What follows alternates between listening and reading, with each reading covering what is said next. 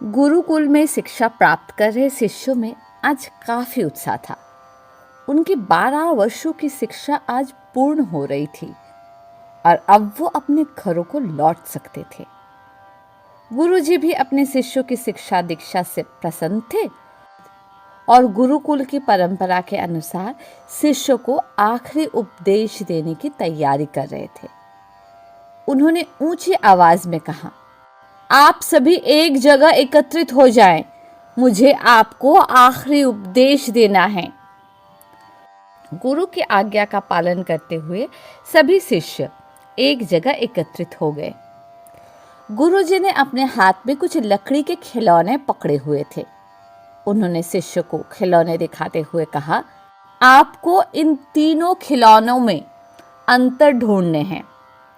सभी शिष्य ध्यानपूर्वक खिलौनों को देखने लगे। तीनों लकड़ी से बने बिल्कुल एक समान देखने वाले गुड्डे थे। सभी चकित थे कि भला इनमें क्या अंतर हो सकता है। तभी किसी ने कहा, अरे ये देखो, इस गुड्डे में एक छेद है। यह संकेत काफी था।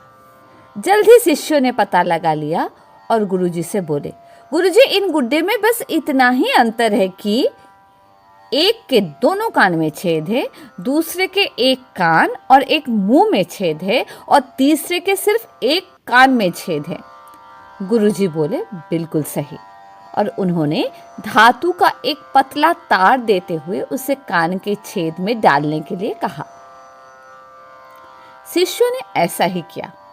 तार पहले गुड्डे के एक कान से होता हुआ दूसरे कान से निकल गया, दूसरे गुड्डे के कान से होते हुए मुंह से निकल गया और तीसरे के कान में घुसा पर कहीं से निकल नहीं पाया। तब गुरुजी ने शिष्यों से गुड्डे अपने हाथ में लेते हुए कहा, प्रिय शिष्यों, इन 3 गुड्डों की तरह ही आपके जीवन में 3 तरह के व्यक्ति आएंगे। पहला गुड्डा ऐसे व्यक्तियों को दर्शाता है जो आपकी बात एक कान से सुनकर दूसरे से निकाल देंगे। आप ऐसे लोगों से कभी अपना समस्या साझा ना करें। दूसरा गुड्डा ऐसे लोगों को दर्शाता है जो आपकी बात सुनते हैं और उसे दूसरे के सामने जाकर बोलते हैं। इनसे बचें और कभी अपनी महत्वपूर्ण बातें इन्हें ना बताएं। और तीसरा गुड्डा ऐसे लोगों का प्रतीक है जिन पर आप भरोसा कर सकते हैं और उनसे किसी भी तरह का विचार विमर्श कर सकते हैं, सलाह ले सकते हैं।